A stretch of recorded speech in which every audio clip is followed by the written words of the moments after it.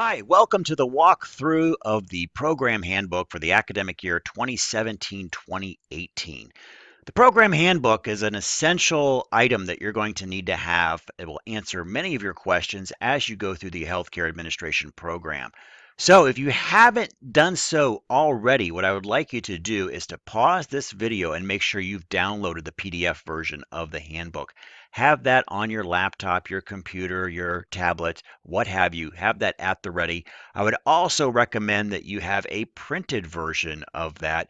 It only runs about 17 pages, but it is something to have a nice hard copy available at your fingertips. Again, many of your questions will be answered as you go through the program, can be answered from the material contained in the handbook. So go ahead and pause the video and make sure you have that downloaded and printed out. Excellent. Well, hopefully you're back now. You've printed it out, you've downloaded it, you have that handbook. Do know that the handbooks are updated annually, so it's something that you do want to come back to this area and make sure that you're downloading the new version of the handbook. We do go by the academic year, which starts in the fall of every year. So that's the time that you'll want to check out the new handbook that'll be made available to you. All right, well, let's spend the next few minutes kind of going through some of the highlights of the handbook. Remember, though, that you'll be responsible for all the information in the handbook. And of course, if you have any questions about the material in the handbook, please email me directly or get in contact with me. My name is Chris Gibbons. I'm the director for the Healthcare Administration Program. All right, well, let's jump into the handbook here and take a look at what we have. So you'll notice that the cover, we do identify the year on there, so please make sure that you're looking at the correct version of the handbook for the current academic year. Table of contents in here to help you navigate. Not too much, though. We only have about 17 pages here, so it's a pretty easy document for you to navigate through. Again, you can read through the entire thing. I do recommend that you read through the entire thing. I am not going to do that today. Again, I'm just going to draw your attention to some of the areas students visit the most frequent. And the first one in here that we'll go ahead and take a look at are some of the areas to which we find students working. So we have a nice little synopsis there. Of course, that list is always growing as I'm finding students working in areas of healthcare, and we're adding to that. But these are some of the major areas that our students are finding employment. That's usually a common question that comes up relatively soon in the program is, where can I work other than a hospital? Well, there are so many other areas within the landscape of healthcare that your degree is going to prepare you for. So please make sure that you're really taking those blinders off. It's not just working in a hospital. You're really working in any of the areas that are associated in the landscape of healthcare. Remember, healthcare is the largest employer in the United States outside of the military. So it is a huge, huge endeavor with many, many different segments within the industry and even subsegments that you can find employment in. All right, well, let's take a look at this one. This is really the biggie here. It is, what are you going to be doing in this program? And our program mission is to prepare students for management practice in a healthcare setting or to enhance the knowledge and skills of those already employed in a management role. Some of you are already employed in healthcare. You may be employed as a manager or supervisor, and then we want to help you with that skill set. Some of you are maybe frontline practitioners at this point within healthcare, or maybe have no healthcare experience and you're looking to either move up or move into new positions. That is what this program is for. It is to help you with those management, supervisory, that fundamental business knowledge of healthcare as you to support your career progression and to support the choices that you have for taking your career in different directions. Program learning outcomes. This is what you're going to learn at the end of the program. What we have focused our curriculum around, basically these 5 central ideas. So as you progress through the curriculum, you see that you're going to be hitting on some of these 5 areas. Now, not every course will address the 5 areas. Many of them will just focus on one, but it's really the collective experience that you'll have at the end of the program, and that is how you'll meet the program learning outcomes. Let's go through those briefly. One is to demonstrate an understanding of the U.S. healthcare system. We do know it's dynamic, it's changing on a weekly basis, but we are going to have a fundamental knowledge of what that system is and how it might be changing. Also, how to keep abreast of those changes. That's very important. We're going to stress that throughout the entire program, that you need to stay current because healthcare moves very, very fast. You're going to be able to identify the legal and government regulations that impact healthcare organizations. This would be your healthcare law, and that can affect so many of the things that we do, from hiring to patient interactions to how we even interact with vendors. It is definitely a very big, important part of our job. You're going to be able to demonstrate fiscal and economic principles necessary for value creation within organizations. You, as an employee, want to be able to create and value for your employer, being able to enhance what you do. Um, that is really essential, and understanding what the money flows are behind healthcare is very, very important. I always say, and it's kind of cliched, but it is very true. If there is no money, there is no mission. You can't fulfill what you want to do. Many of us have been brought to healthcare as a calling, something we really like to do. We like to help people. And with the money side of things, there sometimes is a little bit of disconnect, but we really want to bridge that connection because neither of them happen in a vacuum. Hospitals are very expensive, healthcare is very expensive, employees are very expensive. We all require a certain amount of income for our personal lives as healthcare employees, and money is the mortar that holds all the bricks together. We want you to have a good understanding of the finances and the economics behind healthcare. Number 4, demonstrate practices required to support, develop, and motivate a diverse workforce. That's really the HR part of your job. Many of you are in supervisory roles or are going to be in supervisory or leadership roles. Motivating and managing those people is critical. The number one expense, the number one uh, largest component within healthcare when you look at, as an organizational standpoint, is HR, are the people. If without the people, the business doesn't exist. Yes, we do have some very heavy capital investments, very expensive equipment, hospitals and facilities. But when you look at the largest part of what that organization is, it is really made up of the people. Understanding how to manage and being able to inspire those individuals is very, very critical. And then lastly, on number 5, we're going to identify essential organizational processes, infrastructure, and quality initiatives required within healthcare. How can you make the organization run? Are you able to do quality management practices? Are things being done essentially the best way possible? Or is it, oh, it's always the way that we've done it? We want you to be able to challenge that and be able to come up with processes, quality management control that actually improves the lives of patients, improves the lives of employees, and you're going to be able to do that. You're going to be able to get a good understanding of that when you come through the program. All right, so those are the 5 essential program learning outcomes that we're going to have throughout the entire curriculum. You're going to notice there'll be specific courses as you go through that address these. Some of them address them in components across the entire curriculum. I'm going to talk a little bit about the next bullet point, and that is assessment and effectiveness plan.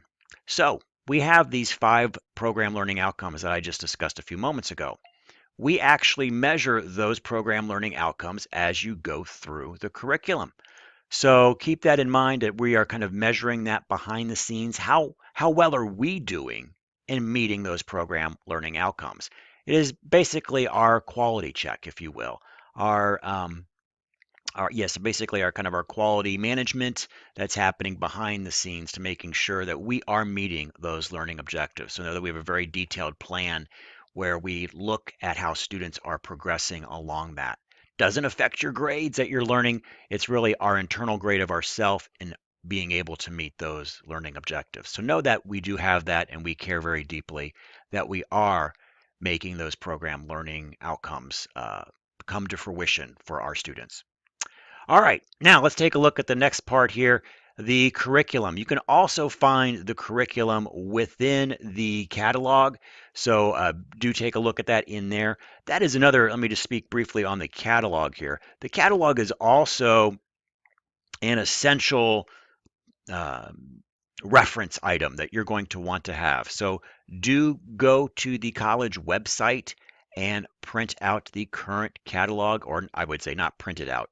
It's about, I don't know, 600 pages. Do download that PDF. That, the college catalog, along with the program handbook, are the two pieces of reference material that you're going to want to have downloaded and saved onto your computer. All right, well, let's talk a little bit. Go back to the program curriculum and run through that. These are the courses that you'll be taking throughout your time here, and they're really divided into a few different areas. There is an area that we call professional coursework. This is the HCA classes that you're going to take that directly directly bridge those program learning outcomes that we talked about. And we'll run through some of these really quickly, but you can see here you have an introduction to U.S. healthcare systems. You're going to have the marketing, the finance, the law and ethics, the economics, the quality improvement and patient safety, population health, and a kind of a summative experience we called healthcare management. That's just a few. You have 39 total credit hours that you're going to be taking here in these classes. Some of you may have received transfer credit for these classes if you took a healthcare management class or a healthcare accounting class at some point. We do try to bring in every bit of transfer credit possible to reduce that course load for you. But your professional coursework in general, though, will be about 39 credit hours as you take the curriculum, that professional curriculum. This next column of prior coursework and transfer credit, that's where all of your credit goes that you've earned other places. Think of it as a miscellaneous bucket. Now, many of you coming into the program have 60, 70, maybe even more credit hours. And as long as those are from regionally accredited institutions, we are transferring those credits into the college. And this is the bucket to which we are going to keep them. Okay, so we're going to have that bucket filled with up to 45 credit hours of transfer coursework. And this can be in any area. Some of you are healthcare practitioners, so maybe you were radiation therapy, you might have been a respiratory therapy, you might have been in any of the allied health sciences, or maybe even in nursing. This is where those previous professional courses are going to go, the ones that you took most likely for an associate's degree or classes that you may have taken in your first 2 years of college. The next area of the kind of the three buckets that we have is general education coursework. And let me scroll up a little bit. Now, this one is a little bit more precise than the transfer credit that I just discussed, which is kind of just our miscellaneous bucket for extra credits that you have. This one, we require specific courses in general education that you need. And many of you have taken these as you went through your associate's degrees or maybe your first 2 years of college. And these are really to help build that rounded student experience that you need. So let's go over some of these and what those look like. First is a science requirement. You'll be required to have 6 credit hours of sciences. That could also be technology and innovation. You may have more. That's okay. But at least at a minimum, you'll need 6. Oral and written communication. For the healthcare administration program, we require that you have 2 English classes. It might be called Composition 1, Composition 2, English 1, English 2. You're required to have 2 of those for a total of 6 credit hours. You're also required to have a math course. It could be pretty much anything in math, statistics, or logic, as long as it's 100 level college credit for 3 credit hours. We also have a behavioral and social science requirement. That'll be 6 credit hours. That could be a psychology, a sociology. There's some other categories as well.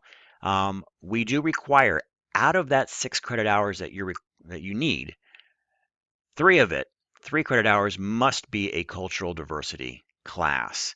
Within the healthcare administration program, we feel that it's very essential that you have that training, that exposure to cultural diversity from both understanding your patients, understanding your employees, understanding how you can interact with others. So we do have that requirement. But again, that's part of the 6 that you need for the social and behavioral sciences. Next area is arts, humanities, cultural and diversity. This is separate than the behavioral science one. That could be a broad area within arts and humanities. It could be history.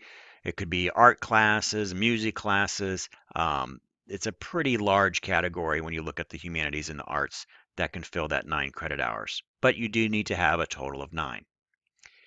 Now we have another area where you can have additional general education coursework from any of those categories I just went over: the sciences, the written communication, the math, the social behavior sciences, the arts, humanities, cultural diversity. You need to have additional coursework of 0 to 6 credit hours. Why 0? Some of you may have plenty of natural sciences, for example. You exceed the minimums that are listed here. Great. You can definitely exceed the minimums. So if you only have the minimums, though, in each one of these categories, you will not meet the requirement, which is 36 credit hours of general education coursework. So that's one of our finish lines that we need to get you through. There are multiple finish lines, but one of them is general education coursework of 36 credit hours, comprised of these components I've just talked about. You need to have those. Another finish line is the 39 credit hours that I talked about with the professional coursework right up in here. When that is all said and done, the other finish line that we need to get you across is 120 credit hours. In order to graduate with a baccalaureate degree, this is a national standard, is that you must have a minimum of 120. We want our students to graduate as close to that 120, if not on the nose, as possible. Many of you will get very close to that. You'll graduate at 122, 123, maybe 127. You'll be very close to that mark. That means you've graduated as efficiently as possible. Now, if you've come to us and you have a lot of extra credits, remember that miscellaneous bucket, that prior coursework and transfer credit? If that exceeds more than 45, well, again, if maybe you switched majors or switched degrees, switched programs, and you have a lot of extra credit, you may have a little bit of overkill at the end. But for most of you that have gone through an associate's degree program or your first 2 years of college and have about 65 credit hours when you graduated with your first degree, you're going to hit that 120 very closely, if not right on the nose. Now, here's another question I get about general education coursework. Well, hey, Chris, I've taken some of these classes already. Great. Most of you have, actually. Most of you have taken all of this, if not a good majority of that, before coming into the program. And that's perfectly to be expected, and we are transferring those credits in for you. So I would say for a vast majority of students, probably about 95% of you, you have your sciences already done, you have your Englishes already done, you have your math already done. Those were required for your associate's degree, or you took those in your first 2 years of college. Now, some of the things you may not have in that art, humanities, and cultural diversity area, that 9 credit hours I talked about, you do need a total of, you must have, including REL or religious studies electives, of 6 credit hours. And I think I skipped that part. So, as you know, Mercy College is a faith-based institution founded by the Sisters of Mercy 100 years ago. We still adhere to that. And quite frankly, the nuns still want that religious education. I think it's very valuable. And you are going to have at least 2 religion courses as you go through here. That will help fill that art, humanities, and cultural diversity area. You may have had religious studies or theology courses transferred in, or may not. Most students generally do not have any theology or religious study courses transferred in. So that those might be 2 areas or a couple of courses that you'll be taking with us in that general education area. But long story short, most students transfer in all of these general education, if not very close to all of these general education course requirements from their previous college coursework. All right, that talks a little bit about how we get you the through the curriculum. Again, this is a completion degree, so you are bringing a large chunk of coursework in, and basically 2 years, and we're building 2 more years on top of it.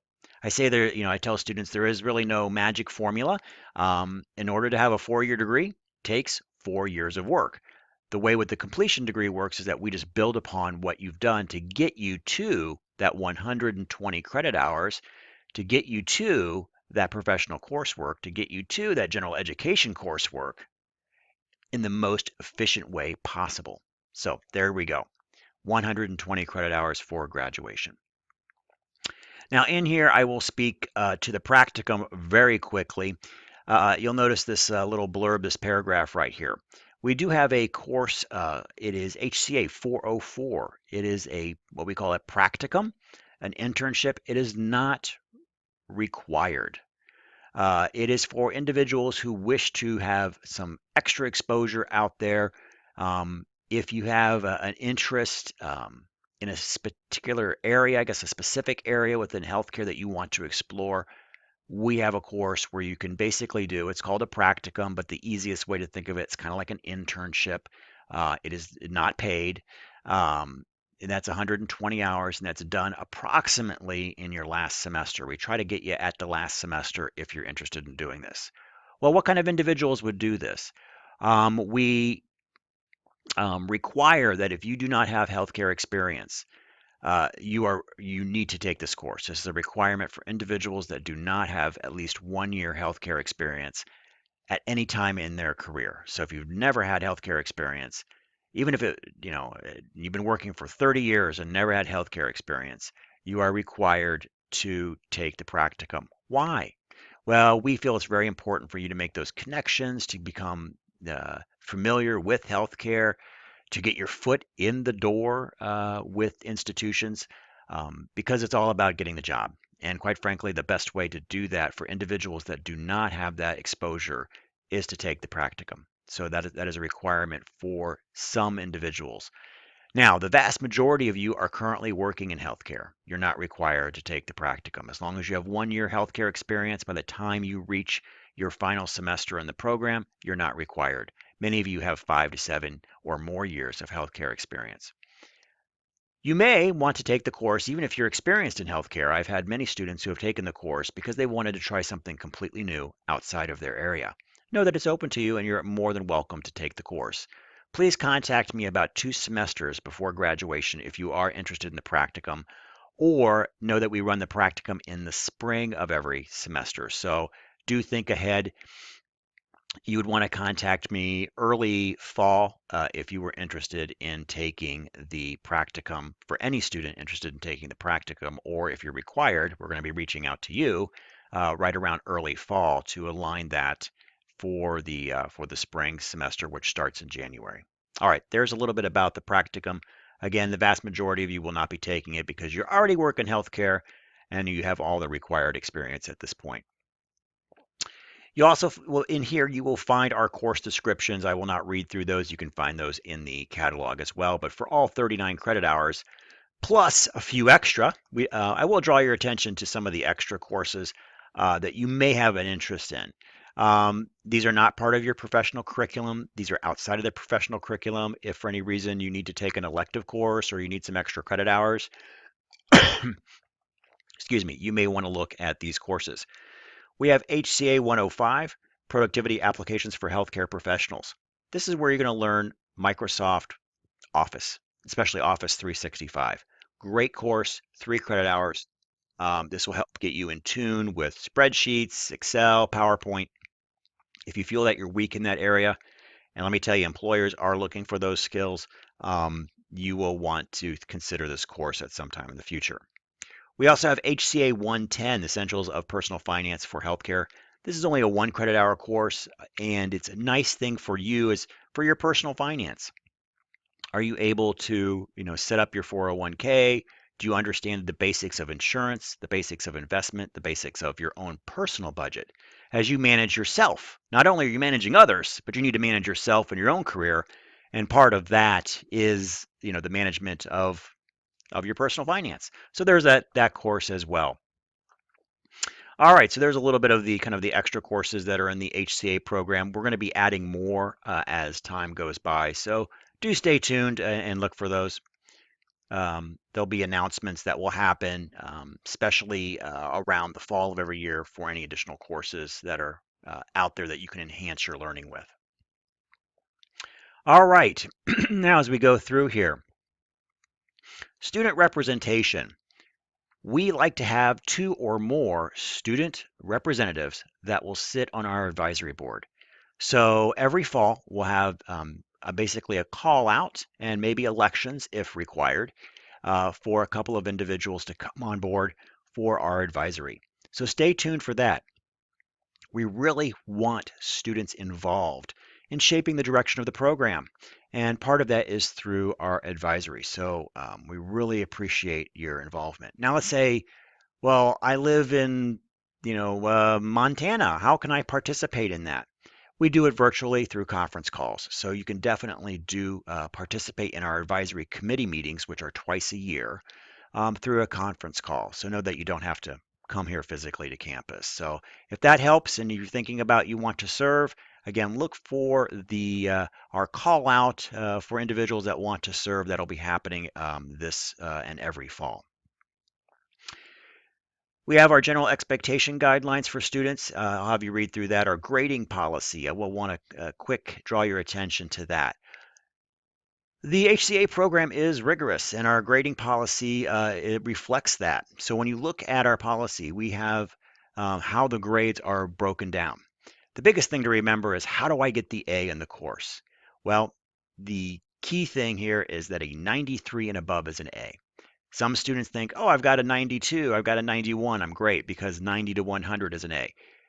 Not with our grading scale. So it is a 93 and above. So be aware of that. This is the grading scale that we use throughout all of the healthcare administration courses, those core professional courses. Other courses at the college are free to use whatever grading scale that they wish. So do make sure that you're looking at that grading scale. It should be located in the syllabus of every class that you take so you know exactly where those benchmarks are going to be for the grades that you are going to need to get. We also do not use the plus or minus system here at Mercy College. So if you got a 93.1 or a 105%, it all goes down as an A.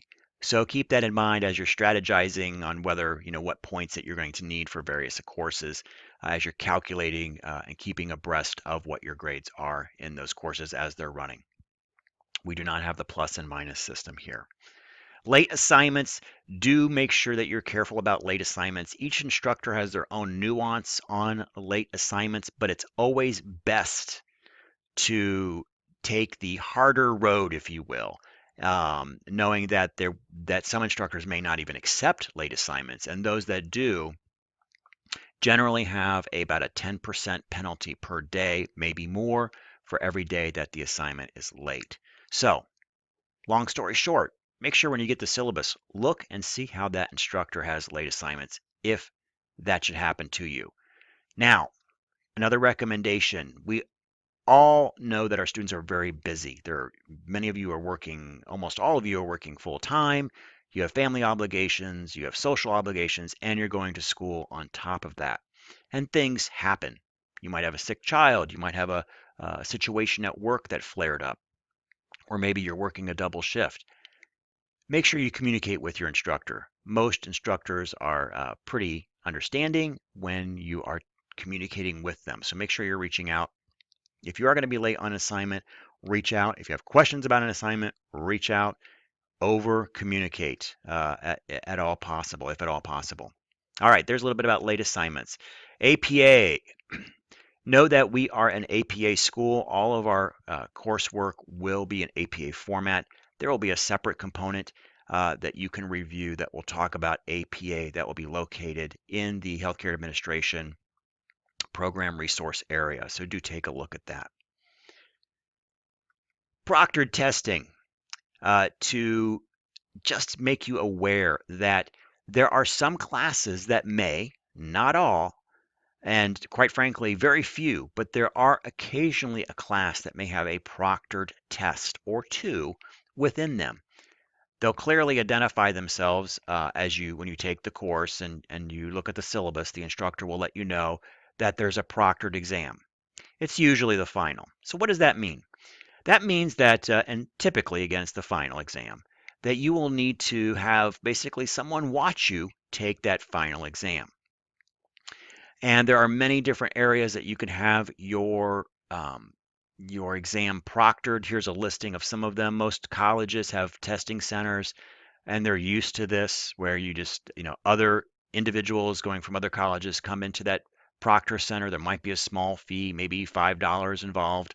There might be again a small fee involved for using that testing center, but basically they'll approve or identify who you are. You will need to bring some ID, and they will administer the parameters of the exam. Maybe you're allowed to have a calculator. Maybe you're allowed to have open book, open note. Maybe you're not.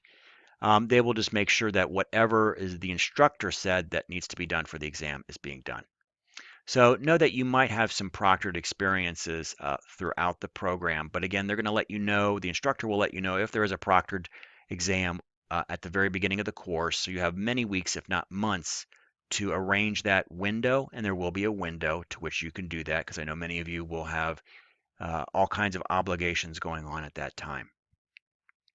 Right now, there are, again, very few proctored experiences going on throughout the college, but know that, again, I wanted to let you know that this is a possibility that can happen. All right. If you ever move, please let us know as soon as possible with name change and address, and you will want to contact student records just so we can make sure that we're informing you quickly and promptly, especially through mail, on anything relevant to your academic progression.